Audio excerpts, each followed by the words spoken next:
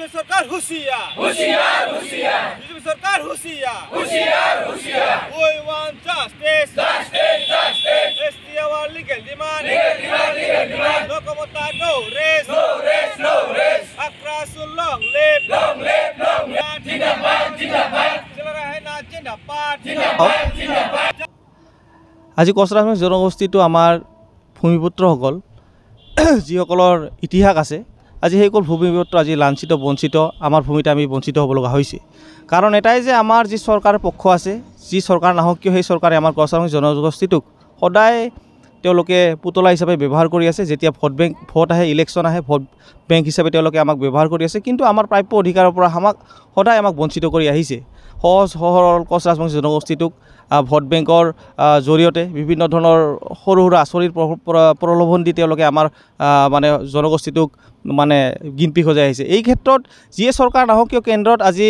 BJP চৰকাৰ আছে আমাৰ অসমত ৰাজ্য চৰকাৰ বিজেপি নেতাধীন চৰকাৰ আছে কিন্তু যেতিয়া 2014 চনৰ 19 এপ্ৰিল তাৰিখে ভাৰতৰ প্ৰধানমন্ত্ৰী নৰেন্দ্ৰ মোদী ডাঙৰীয়া কাকৈ জানাৰ সেই ঘোষণা কৰি গৈছিল যদি কেন্দ্ৰত মানে বিজেপি চৰকাৰ হয় অসমত যদি বিজেপি চৰকাৰ তেতিয়াহ'লে কচৰা জনগোষ্ঠীসকলৰ যিকোনো সমস্যা 6 মাহৰ ভিতৰত কিন্তু সমাধান কৰিব কিন্তু আজি চাওক আপোনালোকে তেওঁলোকৰ দুটা তিনিটা কাৰ্যকাল উকলি গ'ল কিন্তু আজিলৈকে তেওঁলোকে কচৰা জনগোষ্ঠীসকলৰ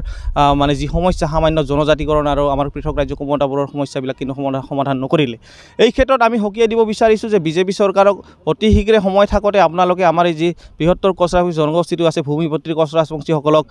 জনজাতিকৰণ মৰ্যাদা প্ৰদান কৰক কাৰণ কিয় আমি দেখিবলৈ পাইছোঁ যে আমি জনজাতিকৰণ মৰ্যাদা যেতিয়ালৈকে নাপাব আমাৰ কচৰা জনগোষ্ঠীৰ ৰাইজ সদায় শৈক্ষিকভাৱে অৰ্থনৈতিকভাৱে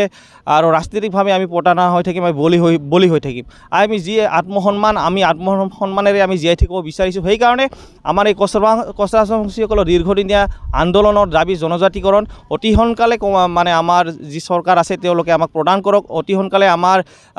যি অসম চৰকাৰ আছে তেওঁলোকে কেন্দ্ৰত যিহেতু শীতকালীন অধিৱেশন চলি আছে এই শীতকালীন অধিৱেশনত তেওঁলোকে প্ৰতিবেদন পাছ কৰি শীতকালীন অধিৱেশনত এই আমাৰ মানে সদনত এই মানে কচৰা জনগোষ্ঠীসকলৰ জনজাতিকৰণ আৰু পৃথক ৰাজ্যৰ বিলখন উত্থাপন কৰি কচৰা জনগোষ্ঠীসকলক জনজাতিকৰণ কৰিবৰ কাৰণে মই তেওঁলোকক আহ্বান জনাইছোঁ।